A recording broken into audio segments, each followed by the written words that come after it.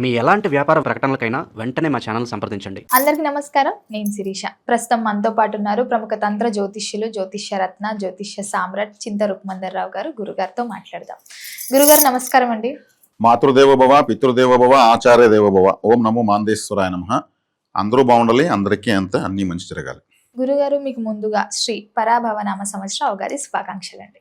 సంతోషం అండి. మీకు, మన ఛానల్ వీక్షిస్తున్న ప్రేక్షకులకు, రెండు తెలుగు రాష్ట్రాలు ఉన్నటువంటి అందరికి కూడా శ్రీ పరాభవ నామ సంవత్సర ఉగాది శుభాకాంక్షలు. గురుగారు, ఉగాది అనగానే ఫస్ట్ గుర్తుకొచ్చేది పంచాంగం. ఈ సంవత్సరం మాకు ఎలా ఉండబోతుంది, నవగ్రహాల ప్రభావం ఎలా ఉంటుంది, ఎలాంటి జాగ్రత్తలు తీసుకోవాలి, మాకు రాజపూజం ఎంత ఉంది, ఎంత లక్ వస్తుంది, ఎంత నష్టం వస్తుంది, ఎవరితో దూరంగా ఉండాలని చాలా మంది చూస్తుంటారు పంచాంగాలు. సో ముఖ్యంగా చూసుకుంటే మరి ఈ మకర రాశి వారికి ఈ సంవత్సరం ఎలా ఉందంటారు, ఎలా కలిసి వస్తుందంటారు? ఈ పరాభవ నామ సంవత్సరము ఉగాది నుంచి మకర రాశి వాళ్ళకి ఎలా ఉందో తెలుసుకునే ముందు ఈ రాశి వారికి రాజ్యపూజ అవమానాలు, ఆదాయ వ్యయాలు ఎలా ఉన్నాయో చూద్దాము. వీళ్ళకు ఆదాయం 2, వ్యయం 8, రాజ్యపూజ్యం 1, అవమానం 2. ఆదాయం చాలా తక్కువ ఉంది గురుగారు. ఆదాయం తక్కువ ఉంది, వ్యయం ఎక్కువ ఉంది, ఖర్చులు ఎక్కువ ఉంటాయి. ఆదాయమే లేదు కదా గురుగారు. అదేవిధంగా రాజ్యపూజ్యం 1, అవమానం 2. అంటే 2 కూడా బాగుండాలనివి బాగలేవు, బాగుండకూడనివి బాగున్నాయి. మకర రాశి వాళ్ళు జనరల్గా ఎత్తుకుంటే మొదటి నుంచి కూడా ఇలాగే ఉంటారు. బై బర్త్ ఇలాగే ఉంటారు. వాళ్ళు ఎక్కువ కష్టము తక్కువ ఫలితము, ఎక్కువ కష్టము తక్కువ గుర్తింపు. వీళ్ళ సహకారం తీసుకునే వాళ్ళంతా గొప్ప వాళ్ళు అయిపోతారు, వీళ్ళు మాత్రం అక్కడే ఉంటారు. అంటే ఇది కాలపురుషుడికి కర్మరాశి, అంటే కాలపురుషుడికి 10వ రాశి. ఈ రాశిలో పుడితే వీళ్ళు అనుభవించాల్సిన కర్మ ఎక్కువగా ఉంది అని అర్థం. అనుభవించాల్సిన కర్మ ఎక్కువగా ఉంది అని అర్థం. గత జన్మ కర్మ ఎక్కువగా పెండింగ్ బ్యాలెన్స్ పెట్టుకుని వచ్చారని అర్థం. ఈ కర్మరాశి ఇది శనేశ్వరుడికి సంబంధించిన రాశి. కానీ వీళ్ళకు ప్రథమార్థం అంటే శనేశ్వరుడు మీనరాశిలోనే ఉంటాడు. తర్వాత జూన్ తర్వాత వక్రిస్తాడు. తర్వాత 2వ ఇంట్లో 8వ ఇంట్లో రాహుకేతులు ఉన్నారు. గురువు 6వ ఇంట్లో ఉన్నాడు. జూన్ 1 నుంచి 7వ ఇంటికి వస్తాడు. అంటే గోచారీత్యా గురువు ద్వితీయార్థంలో, అంటే ఈ రాశికి ద్వితీయార్థం తర్వాత వస్తాడు 7వ ఇంట్లోకి, ఉచ్చ స్థితిలోకి. అప్పుడు బాగుంటుంది.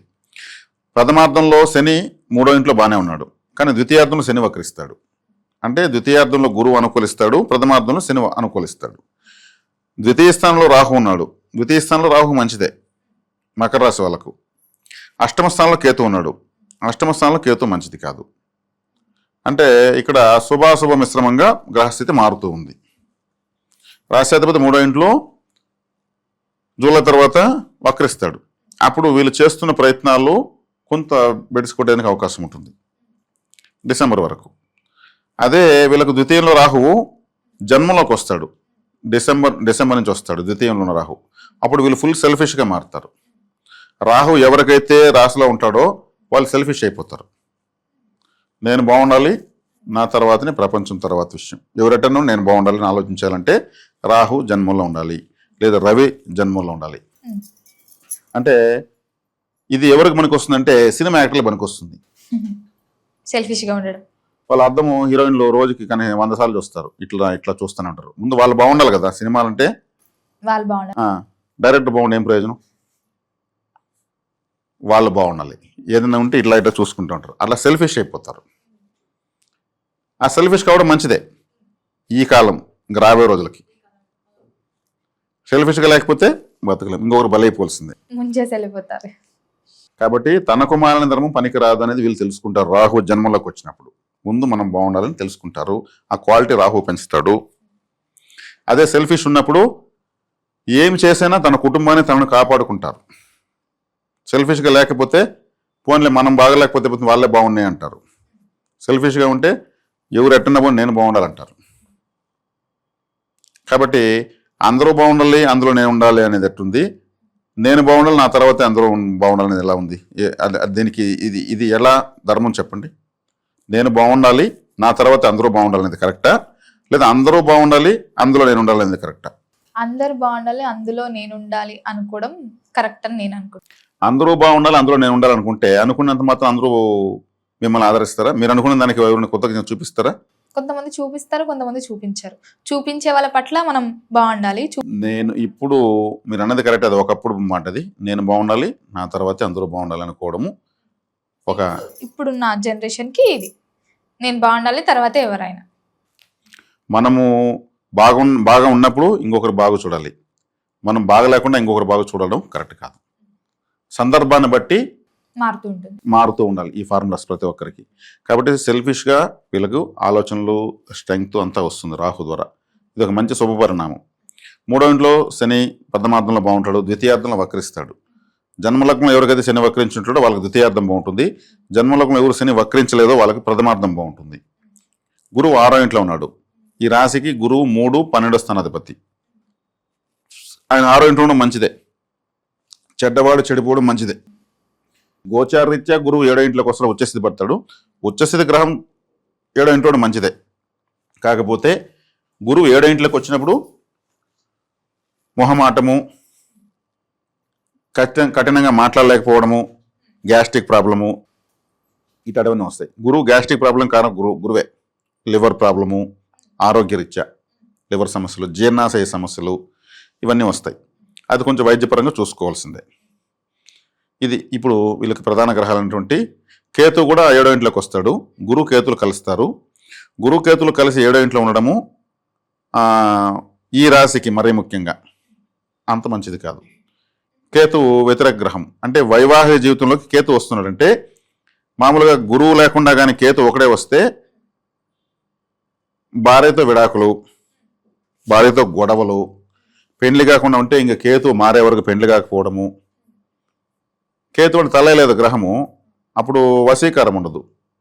పెండ్లి చూపులకు ఏం చూస్తారు? తల చూస్తారు, ఒకరి మొహం ఒకరే చూస్తారు. ఆ మొహం వెళ్ళినట్టు గ్రహం ఆడికి వస్తే పెండ్లి చూపులు ఎందుకు ఏర్పడుతుంది? అక్కడ గురువు వస్తున్నాడు కాబట్టి అక్కడ అది కొంచెం బ్యాలెన్స్ అవుతుంది. లేదా ఒకవేళ పెండ్లైనటువంటి దంపతులు ఉంటే కూడా వాళ్ళు న్యూట్రల్గా ఉంటారు, గురుకేతులు ఉంటారు కాబట్టి. గురుగారు మరి ముఖ్యంగా చూసుకుంటే వీళ్ళకి ఫస్ట్ హాఫ్ బాగుంటుంది అంటారా, సెకండ్ హాఫ్ బాగుంటుంది? ఇప్పుడు నేను చెప్పాను, ప్రథమార్థము జన్మజాతకంలో శని వక్రంగా లేకుండా మకర రాశిలో పుట్టిన వాళ్ళకి ప్రథమార్థం బాగుంటుంది. శని వక్రంలో ఉండి జన్మలగ్నంలో పుట్టిన వాళ్ళకి ద్వితీయార్థం బాగుంటుంది. ఎందుకంటే రాశ్యాధిపతి శనేశ్వరుడే. మకర రాశికి బై భర్త జాతకంలో శని వక్రించిన వాళ్ళు ఇప్పుడు గోచారంలో శని వక్రిస్తే అనుకూలంగా ఉంటాడు. బై భర్త శని వక్రంలో ఉన్న వాళ్ళు గోచారంలో శని వక్రించుకుంటున్నప్పుడు శని అంత ఫలితాన్ని ఇవ్వలేడు. ద్వితీయార్థంలో గురువు అనుకూలంగా వస్తున్నాడు కాబట్టి వీళ్ళకి ఏమన్నా శని వచ్చే కాడికి వక్రత్వాన్ని బట్టి ఫలితాన్ని ఇస్తాడు, గురువు వచ్చే కాడికి ద్వితీయార్థంలో రాశిని చూస్తాడు కాబట్టి ఫలితాన్ని ఇస్తాడు. కాబట్టి ఇప్పుడు పూర్తిగా ఏకపక్షంగా చెప్పలేని పరిస్థితి.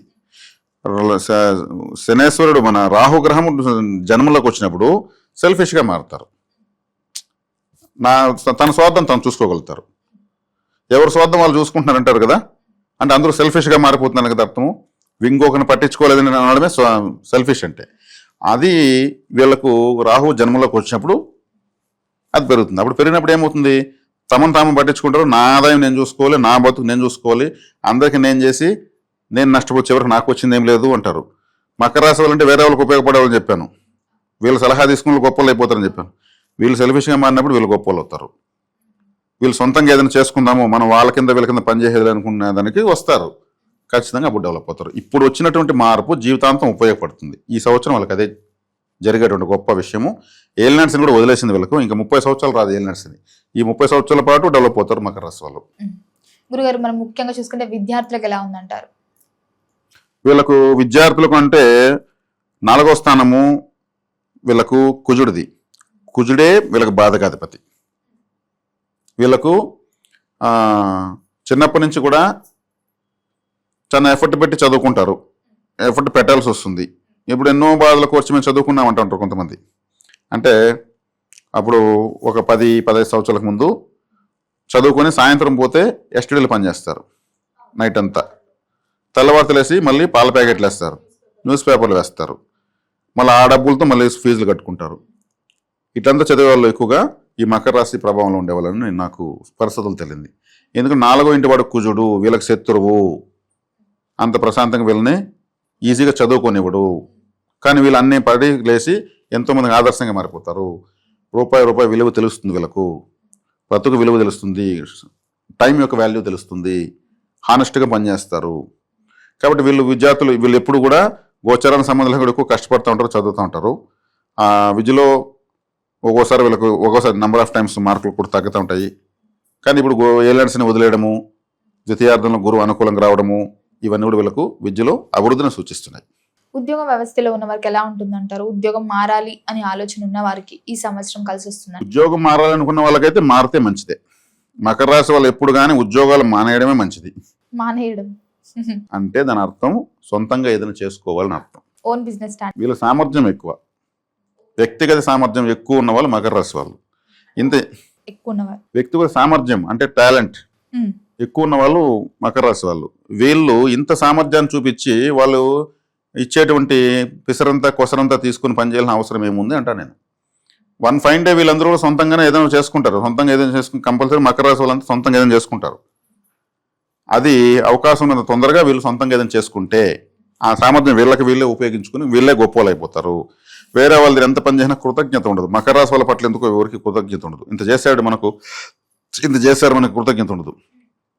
కాబట్టి ఇప్పుడు అందుకే సెల్ఫిష్గా వీళ్ళు మారినారంటే సక్సెస్ అవుతారని చెప్పడానికి కారణం వీళ్ళ సామర్థ్యం వీళ్ళకే ఉపయోగపడుతుంది. వేరే వాళ్ళకి ఉపయోగించి వాళ్ళకేమి వీళ్ళు చేసినందు వల్ల వాళ్ళ బెనిఫిట్ పొందుతారు. ఎక్కువ అడిగితే నిన్ను ఎవడు చేయమని అంటారు.